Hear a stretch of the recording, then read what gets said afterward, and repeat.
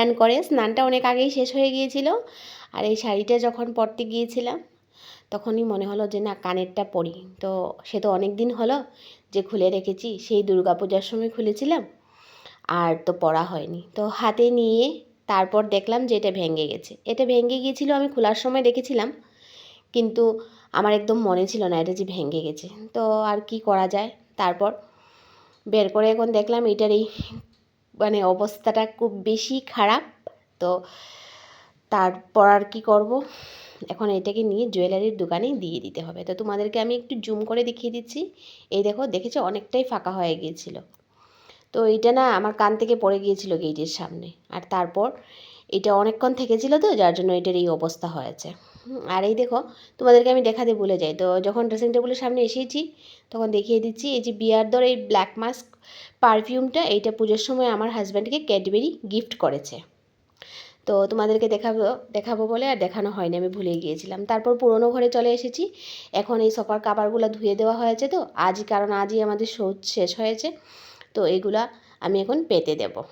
আর তারপর দেখো, তোমাদের সঙ্গে একটু গল্প করতে বসেছিলাম, কিন্তু সেই ভয়েসটা কাট করে পরে আবার এখন ভয়েস ওভার করছি। তো আজ আমাদের ঘরে আসতে চলেছেন অতিথি। তো অতিথি আসছেন আগরতলা থেকে, পিসি শাশুড়ি আর যা আর ভাসুর। তো এখন করব আমরা সবাই অতিথি আপ্যায়ন। আর আমার ছেলেমেয়েরা না আজ মাসির বাড়িতে গেছে, ওদের মাসির ঘরে যাবে বলে অনেক জেদ করছিল। তো অবশেষে আমার মা বাবা আজ ওদেরকে নিয়ে মাসির বাড়ি চলে গেলেন। আর ওরা যাওয়ার সময়ই আমি জানতে পারি, আমরা আগে জানতাম না যে আজ ঘরে অতিথি আসছেন। তো ওরা চলে গিয়েছে, এখন তো আর কিছু করার নেই। তো তারপর দেখো, আমি সোফার কাভারগুলো এদিকে লাগিয়ে নিয়েছি।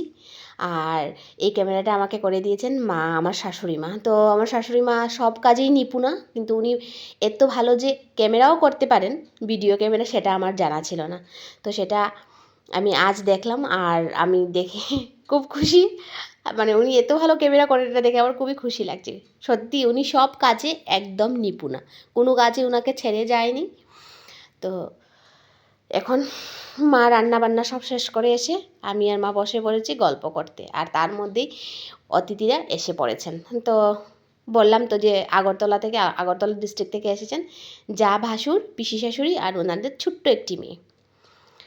তো তারপর ওদেরকে বসিয়ে আমি ওদেরকে একটু জল খেতে দিয়েছিলাম, যেহেতু ঠান্ডার দিন, তো সেহেতু আর কোল্ড ড্রিঙ্কস তো দেওয়া যাবে না। আর এদিকে দেখো, পিসি নিয়ে এসেছেন, পিসি আর বাসুর, তো ওই যে মিষ্টিগুলো আরও কী এনেছেন, নিমকি, এগুলো এনেছেন। আর আমি শুধু ওদেরকে জল আর বিস্কিট আর মিষ্টিটা দেব, তারপর ওদেরকে চা দিয়েছি।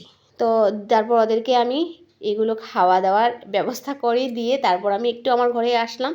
আর এই দেখো, বিছানাটা পেতে দিয়েছি, এটা আমার তুলে রাখা বেড কভার, তো বাচ্চাদের ঘর তো আমি তুলে রাখি। আর এই বিছানায় আমার যা আর ওনার মেয়ে শুয়েছে। গুড আফটারনুন ফ্রেন্ডস, আশা করি তোমরা সবাই খুব খুব ভালো আছো, আমিও খুব ভালো আছি। তার সঙ্গে তোমাদের সকলকে স্বাগত জানাই আমার সুচিতা হ্যাপি ফ্যামিলি ব্লগ চ্যানেলে।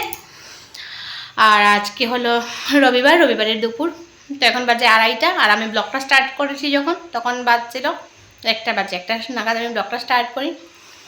তো আজকে ডেট হলো, আজ হলো 26 নভেম্বর 2023 ইংরেজি, বাংলা হলো 9 অগ্রহায়ণ 1430 বাংলা। তো এখন আমি আমি আমার ঘরে আসলাম পুরোনো ঘর থেকে। ছাদের কাপড়গুলো একটু তুলে নিতে হবে, কারণ বানানোর একটা সমস্যা রয়েছে, নইলে ওরা একদম ফেলে দেবে। তো পরে আবার তোমাদের সাথে দেখা হচ্ছে কেমন। আর এখন দুপুরবেলা সবার খাওয়া দাওয়া শেষ হয়ে যাওয়ার পর এখন আমি, আমার যা, শাশুড়ি মা, আমরা তিনজনই খাওয়ার বাকি রয়েছি। তো মা আমাদের তিনজনের ভাতটা বেড়ে নিয়েছেন। তারপর খাওয়া দাওয়া শেষ করে রান্নাঘরটাকে গুছিয়ে নিয়ে এসে সবাই মিলে এখানে জমিয়ে আড্ডা দিচ্ছি, আর খুব গল্প হচ্ছে। আর ওপাশে মা বসে সবজি কাটছেন। তো আমাদের তো একবেলা শেষ হতে না হতে আরেক বেলার চিন্তা এসে যায়। তো মা রাত্রেবেলার জন্য সবজি কেটে রাখছেন অ্যাডভান্স। তো অ্যাডভান্স থাকলে একটু হেল্প হয়। আর দুপুরবেলার রান্নাটা মা আর আমার যা, শাশুড়ি মা আর যা দুজন মিলেই সেরে নিয়েছেন। আর এই পাশে যা তোমাদেরকে একটু হাই করে দিচ্ছেন। আর তারপর দেখো, রাত্রেবেলার জন্য আবার মাছ আনা হয়ে গিয়েছে। তো দিনের বেলা আমরা নিরামিষ খেয়েছি, আর এখন আমিষ মানে মাছটা খাবো। তো রাত্রের রান্নাটা আমি আর মা মিলে করে নিয়েছি, তো আমি মাকে একটু হেল্প করে দিয়েছি। আজ কয়েকদিন থেকে না আমার আমিষ রান্না করতে একদম ভালো লাগে না। কয়েকদিন কি, আজ প্রায় 2 থেকে 2.5 বছর হলো আমিষটা আমি রান্না করতে পারি না। করি না যে তেমন নয়, করি, কিন্তু আমার একদম গা গুলায়, জানি না কেন এইরকম হয়। আর তারপর দেখো আমি আর কোনো ব্লগ বানাইনি। তো এইটা পরের দিন সকালবেলা, এখন বাজে ঘড়িতে 4:44। তো আমি 4টের সময় ঘুম থেকে উঠেছি, উঠে ঘরের ভেতরে একটু হাঁটাহাঁটি করে তারপর কিচেনে চলে আসলাম। তো পাশের ঘরে যা আর ওনার মেয়ে ঘুমোচ্ছেন, তো যার জন্য আমি কোনো কথা বললাম না। আর দেখো বাইরের দিকটা অনেকটাই অন্ধকার রয়েছে, তো ওনারা চলে যাবেন ঠিক 6টার সময় আমাদের ঘর থেকে বের হবেন। তো ওদেরকে একটু ভাত খাইয়ে না দিলে কেমন হয় বলো তো? তো আমরা ওনাদেরকে একটু ভাত খাইয়ে দেবো। তো যার জন্য আমি খুব তাড়াহুড়ো করেই রান্না করে ছুটে চলে আসলাম। আর একটু হাঁটছিলাম ঘরের ভেতর, কারণ আমি এখানে কথা বলছি না, কারণ ওনারা যেহেতু ঘুমোচ্ছিলেন, তো যদি ওনাদের ডিস্টার্ব হয় তার জন্য একটু হাঁটছিলাম, কারণ একটু ঘুমের ভাবটা যাবে, যার জন্য এই একটাই রুমের মধ্যে একটু হাঁটাহাঁটি করলাম। আর তারপর এদিকে দেখো আমি পনিরের একটা ঝোল প্রথমে বানিয়ে নিয়েছি, আর ভাতের মধ্যে পেঁপে আর আলু সেদ্ধ দিয়েছি। এই যে পনির দিয়ে কোয়াশ দিয়ে, আর আলু বেশি দিইনি, আলু একটা দিয়েছি আর কোয়াশ দিয়ে আর পনির দিয়ে ঝোলটা বানিয়েছি। আর ভাতে পেঁপে আর গাজর সেদ্ধ দিয়েছি।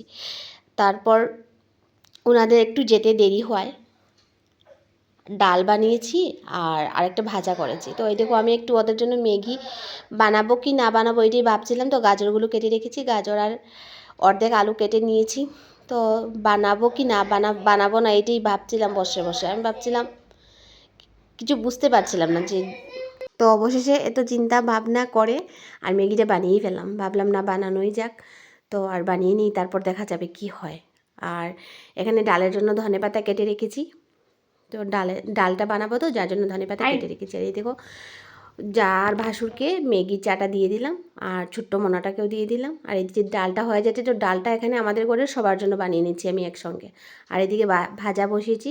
আর আমার না ঘর কিচেন সব কিছুই পুরো অগোছালো, কারণ ওনারা তো চলে যাবেন। তো দেখো ওনাদের ব্যাগপত্র সব রেডি হয়ে গেছে, আর ওনারা চলে যাবেন, যার জন্য আমার মনটা খুবই খারাপ হয়ে গিয়েছিল। কারণ অতিথি আসার পর তারপর যখন চলে যায় তখন মনটা খুবই খারাপ লাগে।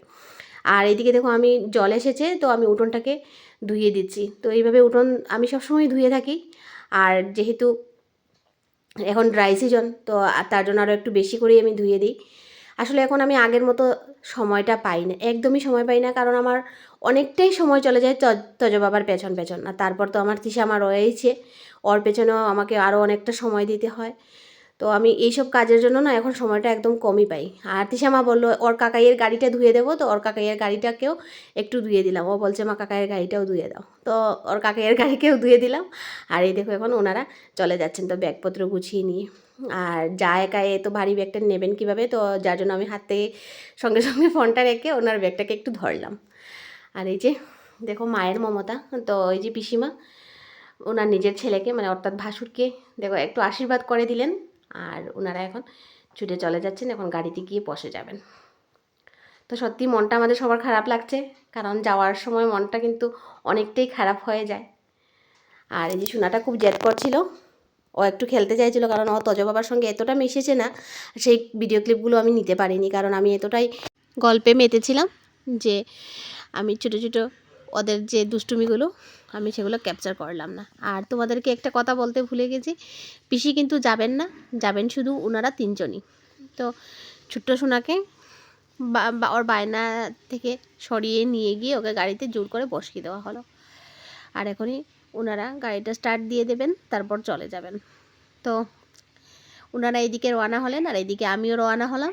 তো সবাইকে বিদায় জানিয়ে আজকের মতো ব্লগটা এখানেই শেষ করলাম। সবাই সুস্থ থাকবে, ভালো থাকবে, আবার দেখা হচ্ছে খুবই তাড়াতাড়ি। টাটা।